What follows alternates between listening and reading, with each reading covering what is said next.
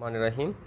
आज हम जो एनेस्थीसिया इक्विपमेंट का एक पार्ट हमसे रह चुका था वो हम डिस्कस करेंगे, जिसमें हम सोडा लाइम वेंचूर इंजेक्टर और स्कैवेंजिंग सिस्टम के बारे में डिस्कशन करेंगे। तो ये 3 टॉपिक्स आज अंडर डिस्कशन होगा। तो पहले आते हैं सोडा लाइम। तो आप लोगों ने एनेस्थीसिया मशीन के अंदर जो यहाँ पर डायग्राम दिया गया है, इस तरह की कोई चीज़ें देखी होंगी। तो इस सब्सटेंसेस को हम कहते हैं सोडा लाइम। इसका कलर जो है वो पिंकिश होता है, ग्रेन्यूल लाइक होता है।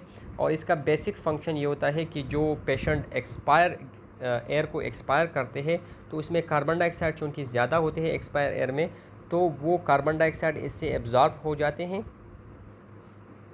ठीक है। और इसके साथ साथ जो वाटर वेपर्स होते हैं वो भी इसमें एब्जॉर्ब होते हैं। तो बाकी जो एयर रह जाते हैं जिसमें ऑक्सीजन होते हैं, तो वो ऑक्सीजन वापस जाकर रिब्रीथिंग सर्किट में वो यूज़ होते हैं, क्योंकि मोस्टली वो ये जो सोडा लाइम होते हैं वो उसी एनेस्थीसिया मशीन के अंदर होते हैं जिसमें क्लोज सर्किट सिस्टम हो, यानी उसमें जो एयर लॉस होते हैं वो नहीं होते। तो जो पेशेंट एक्सपायर करते हैं एयर, ठीक है, उसी एक्सपायर एयर में तो ऑक्सीजन भी होते हैं और कार्बन डाइऑक्साइड भी होते हैं। तो कार्बन डाइऑक्साइड जाकर ये सोडा लाइम उसको एब्जॉर्ब करते हैं, ठीक है, कार्बन डाइऑक्साइड इसी में एब्जॉर्ब होते हैं, और जो ऑक्सीजन रह जाते हैं वो वापस सर्किट में जाकर दोबारा यूज़ होते हैं। तो इसी सोडा लाइम का फंक्शन बहुत इम्पोर्टेंट है, क्योंकि ये जो ऑक्सीजन लॉस है या ऑक्सीजन जो वेस्ट है उसको कम करते हैं। और दूसरा ये कि जो कार्बन डाइऑक्साइड है उसको भी एब्जॉर्ब करते हैं। तो ओटी की जो एनवायरनमेंट है उसमें कार्बन डाइऑक्साइड जो है वो नहीं होते। बेसिकली अगर हम इसकी केमिकल नेचर को देखें तो ये कोरोसिव पॉइज़न है, जो कि corrosion of the gastrointestinal tract. अगर इसको सॉल्व किया गया तो अंदर जो है गैस्ट्रोइंटेस्टाइनल ट्रैक में अल्सरेशन काज कर सकते हैं। इसमें कैल्शियम हाइड्रोक्साइड होते हैं 94%, 5% इसमें सोडियम हाइड्रोक्साइड होते हैं, लेस देन 1% या नेग्लिजिबल अमाउंट में पोटाशियम हाइड्रोक्साइड होते हैं, और 0.2% जो है उसमें सिलिका होते हैं। लेकिन मोस्टली ये जो सोल्यूशन होते जो मिक्सचर होते हैं इसमें ज़्यादा से ज़्यादा कैल्शियम हाइड्रोक्साइड होते हैं 94%। अब ये कार्बन डाइऑक्साइड को किस तरह एब्जॉर्ब करते हैं, तो इसका जो सोडियम हाइड्रोक्साइड वाला पार्ट है, it absorb the carbon dioxide. तो वो जब कार्बन डाइऑक्साइड को एब्जॉर्ब करते हैं, so it form sodium carbonate and water plus heat, ठीक है। तो वो सोडियम कार्बोनेट जाकर जो उसका कैल्शियम हाइड्रोक्साइड वाला हिस्सा है उसके साथ कंबाइन होकर दोबारा सोडियम हाइड्रोक्साइड और कैल्शियम कार्बोनेट जो है वो बनाते हैं।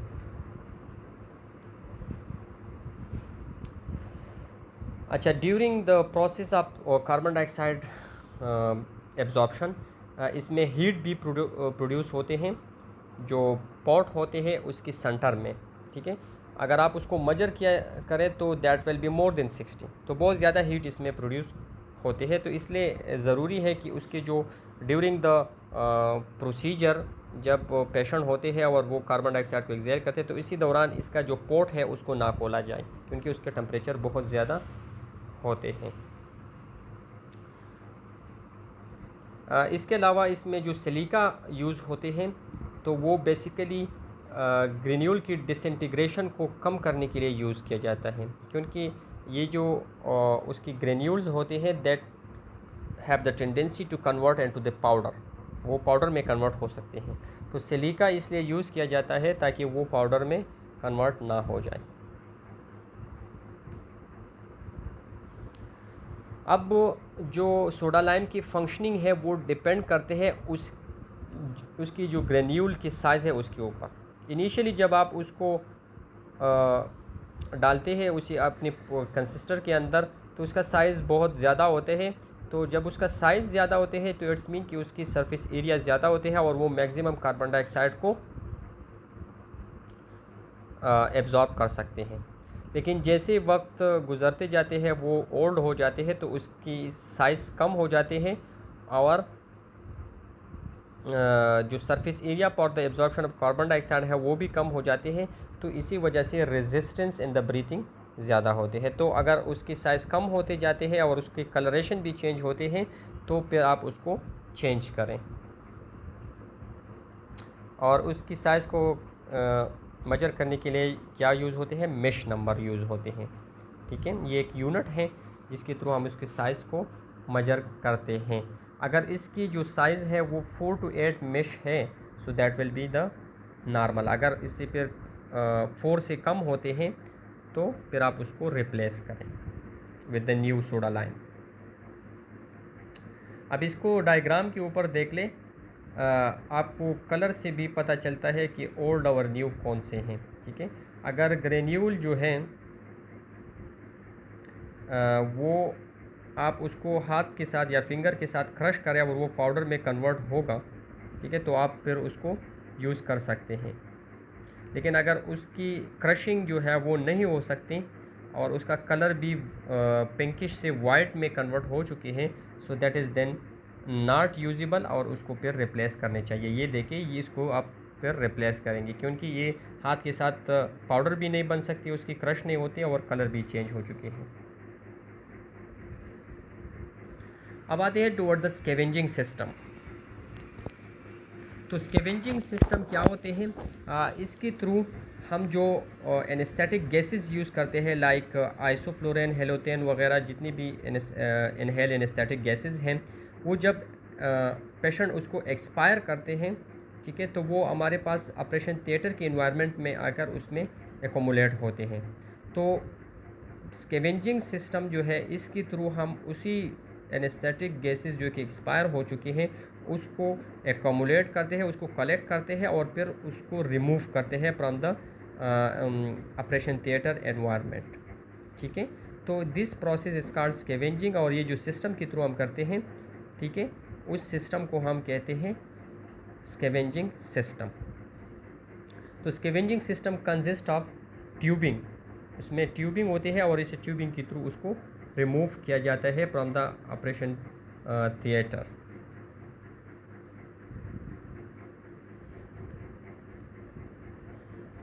स्कैवेंजिंग सिस्टम में हमारे पास 5 कंपोनेंट हैं। एक जो गैसेस को कलेक्ट करते हैं जिसको हम कहते हैं गैस कलेक्शन असेंबली। ठीक है, और ये कनेक्ट होता है, एक ट्यूब होता है जो कि कनेक्टेड होते हैं विद द एपीएल वाल, जो ऑटोमेटेड प्रेशर लिमिटिंग वेल्व होते हैं उसके साथ कनेक्ट होते हैं। प्लस अगर आप वेंटिलेटर यूज़ करते हैं, ऑटोमेटेड वेंटिलेटर, तो वहाँ पर जो विंड रिलीफ वाल होते हैं उसके साथ ये कनेक्ट होगा। लेकिन अगर आप मैनुअल सिस्टम यूज़ करते हैं तो फिर एपीएल वाल के साथ ये अटैच होगा, क्योंकि वहाँ पर जो गैसेस है, एक्सपायर्ड गैसेस, वो रिमूव होते हैं। तो ये ट्यूब उसके साथ अटैच होते हैं ताकि जो एक्सपायर्ड गैसेस होते हैं उसको कलेक्ट किया जाए। फिर ये जो ट्यूब है ये एक अनदर ट्यूब के साथ कनेक्ट होती है जिसको हम ट्रांसफ़र ट्यूब कहते हैं। ठीक है, जिस is yellowish colour and about 19 to 30 millimetre long. ठीक है, ताकि जो गैसेस कलेक्ट हो चुके हैं उसको आगे ट्रांसफ़र करें इनटू स्कैवेंजिंग इंटरफेस। फिर इसके बाद स्कैवेंजिंग इंटरफेस जो है वो कनेक्ट होते हैं विद द डिस्पोजेबल ट्यूबिंग। ठीक है, तो वो डिस्पोजेबल ट्यूबिंग जो इंटरफेस में गैसेस आ चुकी है उसको आगे डिस्पोजेबल असेंबली में लेके जाते हैं ताकि वहीं पर वो रिमूव किया जाए। ये देखिए, ये उसके कंपोनेंट्स हैं। ठीक है, ये एपीएल वाल के साथ या कनेक्ट होगा, अगर वेंटिलेटर है तो फिर वेंटिलेटर रिलीफ वाल के साथ कनेक्ट होगा। इसको हम कहते हैं गैस कलेक्टिंग असेंबली। और फिर इसको ट्रांसफ़र किया जाता है into the interface through a transfer tubing. ठीक है, इंटरफेस से फिर गैस डिस्पोजेबल असेंबली ट्यूबिंग के थ्रू ये ट्रांसफ़र किया जाता है into the gas disposable assembly, और वहीं से फिर ये क्या होते हैं, रिमूव किया जाता है। स्कैवेंजिंग इंटरफेस क्या होते हैं? This is the one of the important component in the scavenging system. ठीक है, और ये क्या करते हैं, ब्रीथिंग सर्किट जो हमारे पास होते हैं उसको प्रोटेक्ट किया करते हैं फ्रॉम द प्रेशर्स, क्योंकि जो एक्सपायर्ड गैस होते हैं अगर उसकी प्रेशर पॉजिटिव है या नेगेटिव है तो that can affect our breathing circuit. तो इसीलिए ये इंटरफेस लगाया जाता है ताकि उसकी प्रेशर को रेगुलेट किया जाए, ताकि ब्रीथिंग सर्किट को कोई प्रॉब्लम ना हो। ओपन टाइप भी हो सकती है, क्लोज टाइप भी हो सकती है, डिपेंड अपॉन कि आप कौन सा सर्किट उसमें यूज़ करते हैं। जो ओपन होते हैं इसमें कोई वेल्व्स नहीं होती और वो डायरेक्टली एटमॉस्फेयर के साथ जो है उसको ओपन होते हैं, जो कन्वेंशनल मेथड है। लेकिन आजकल जो यूज़ होते हैं वो क्लोज इंटरफेस हैं, ठीक है, और वो एटमॉस्फेयर को ओपन होते हैं थ्रू अ वेल्व। अब स्कैवेंजिंग की क्या क्या नुकसान हो सकते हैं, जो पोटेंशियल नुकसानात है उसको हम हैज़र्ड्स कहते हैं। तो क्या क्या हैज़र्ड्स हो सकते हैं? एक उसकी ऑक्यूपेशनल एक्सपोजर है। जो क्लोज इंटरफेस हम यूज़ करते हैं वो अक्सर ऑब्स्ट्रक्ट हो जाते हैं। जो इंटरफेस की बाद वाली हिस्सा है, डिस्टल टू द इंटरफेस का मतलब है कि जो इंटरफेस के बाद वाला हिस्सा है वहीं पर वो अक्सर ऑब्स्ट्रक्ट हो जाते हैं, जिसकी वजह से सर्किट में प्रेशर जो है वो बढ़ जाते हैं and it can cause the barotrauma, ठीक है। बैरोट्रामा ऑफ द लंग जो है वो काज कर सकते हैं। इसके अलावा अगर प्रेशर बहुत ज़्यादा बढ़ गया तो फिर वेंटिलेशन में फिर मसला होंगे। सो इसको अवॉइड करने के लिए आप क्या करेंगे, गैस कलेक्शन ट्यूबिंग जो हमारे पास होते हैं, जो initial part of the scavenging system है, उसको एपीएल वाल से डिस्कनेक्ट कर लें, ठीक है। और जो सक्शन उसके साथ अटैच होते हैं स्कैवेंजिंग इंटरफेस के साथ, जो उसको कि जो गैसेस है उसको अट्रैक्ट करते हैं, उसको भी डिस्कनेक्ट कर लें, ठीक है, थोड़े टाइम के लिए, ताकि जो प्रेशर उसमें बिल्डअप हो चुकी है वो प्रेशर रिलीज़ हो जाए तो फिर उसको वापस कनेक्ट कर लें। तो इससे जो पेशेंट है उसमें वेंटिलेशन भी आसानी के साथ होगी और बैरोट्रामा यानी उसकी लंग्स की trauma due to the pressure जो है वो फिर नहीं होगा। अच्छा, आप किस तरह वेस्ट गैस एक्सपोजर को अवॉइड करेंगे ताकि ओटी के अंदर जो लोग मौजूद हैं उसको कोई पोटेंशियल हैज़र्ड्स ना हो, ठीक है। तो डिफरेंट मेथड्स यहाँ पर दिया गया है। एक, आप जब मास्क वेंटिलेशन करें तो प्रॉपरली मास्क को फिट करें ताकि जो गैसेस जा रहे हैं स्पेशली द एनेस्थेटिक गैसेस तो वो पेशेंट को ही मिले, बाकी उससे इफ़ेक्ट ना हो। इसके अलावा अगर ब्रीथिंग सिस्टम में कोई लीकेज मौजूद है और उससे गैसेस जो है वो लीक होती है इनटू द ओटी एनवायरनमेंट, तो उसको करेक्ट किया जाए ताकि फ़्लो जो है वो बाहर ना निकले। एनेस्थेटिक्स को वॉश आउट करें, ठीक है। At the end of anaesthesia आप उसको ब्रीथिंग सर्किट ही में वॉश आउट कर लें, ठीक है, with the flushing of oxygen, तो वो वॉश आउट हो जाएंगी into the scavenging system. Flow को कम यूज़ करें। इसके अलावा कफ एंडोट्रैकियल ट्यूब को यूज़ करें, क्योंकि जब वो अनकफ ट्यूब होते हैं तो उसमें गैसेस की लीकेज जो है वो हो सकते हैं। या तो उसमें आप फिर पेरेंजल पैक्स यूज़ करें ताकि एयर लीक ना हो जाए, या कफ ट्यूब यूज़ किया करें। मशीन को भी चेक किया करें before the anaesthesia, before the surgery. जब आप उसको यूज़ करते हैं तो यूज़ करने से पहले उसको चेक किया करें ताकि उसमें कोई लीकेज जो है वो मौजूद तो नहीं है। इसके अलावा at the end of the day जब आप ओटी को बंद करते हैं तो नाइट्रस ऑक्साइड की जो पाइपलाइन सिस्टम है उसको भी डिस्कनेक्ट कर लें। अगर उसमें कोई लीकेज है तो वो नाइट्रस ऑक्साइड को बिल्डअप कर सकते हैं इन द ओटी इन्वायरमेंट, तो उसको भी डिस्कनेक्ट करके जाया करें। और इसके अलावा जो टोटल इंट्रावेनस एनेस्थीसिया है, this is the only method जिसमें आप बिल्कुल जो वॉलेटाइल एनेस्थेटिक गैसेस है या नाइट्रस ऑक्साइड है उसको आप यूज़ ना करें, बल्कि टोटली इंट्रावेनस आप एनेस्थीसिया दें। तो इससे फिर गैसेस अगर यूज़ नहीं होगी तो कोई हैज़र्ड या exposure to the waste gases भी नहीं होंगी। अब आते हैं toward the last one, that is called the venturi injector. Venturi जो है ये फ्लो एक्सेलरेटिंग एक इंजेक्टर डिवाइस होते हैं, ठीक है, जिसमें फ़्लो को एक्सेलरेट किया जाता है and it is activated by the fresh gas and flow from the anaesthetic machine. जो एनेस्थेटिक मशीन से फ्रेश गैस फ्लो आते हैं तो वो इसके साथ कनेक्ट होकर उसको एक्टिवेट किया जाता है। अब इसका फंक्शन क्या है,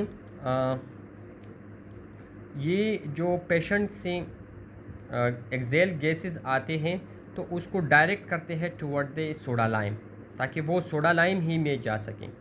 इसका मेन मकसद वेंचुरी इंजेक्टर डिवाइस का यही है। और ये वेंचुरी सर्किट यूज़ होते हैं जो मेपल्सन डी सिस्टम हमारे पास होते हैं तो उसी में होते हैं, क्योंकि उसमें रीब्रीथिंग की चांसेस ज़्यादा होते हैं। ठीक है, अगर पेशेंट जल्दी से ट्रिगर करे ब्रेथ को तो वो जो एक्सपायर्ड गैस है उसको वो वापस ले सकते हैं। तो वेंचुरी इंजेक्टर डिवाइस अगर उसमें लगाया जाए तो वो जो एक्सपायर्ड गैस होते हैं उसको डायरेक्ट करते हैं टुवर्ड द सोडा लाइम। अगर वो दोबारा भी ट्रिगर करे तो वो फ्रेश गैस को लेंगे। अब इसमें जो गैस की रिक्वायरमेंट है, जो फ़्लो है, वो आप रखेंगे 30 लीटर पर केजी पर मिनट के हिसाब से। तो फिर इसी कंडीशन में वेंचुरी इंजेक्टर डिवाइस जो है वो एक्टिवेट होगा। लेकिन याद रखिए कि अगर पेशेंट जो है इस सिस्टम पर आप लगाते हैं तो फिर कंट्रोल वेंटिलेशन करेंगे। ठीक है, पेशेंट को और सेडेट एंड रिलैक्स रखेंगे। So this is the end of lecture. इसमें अगर फिर किसी का क्वेश्चन हो तो आप लोग पूछ सकते हैं। Thank you very much.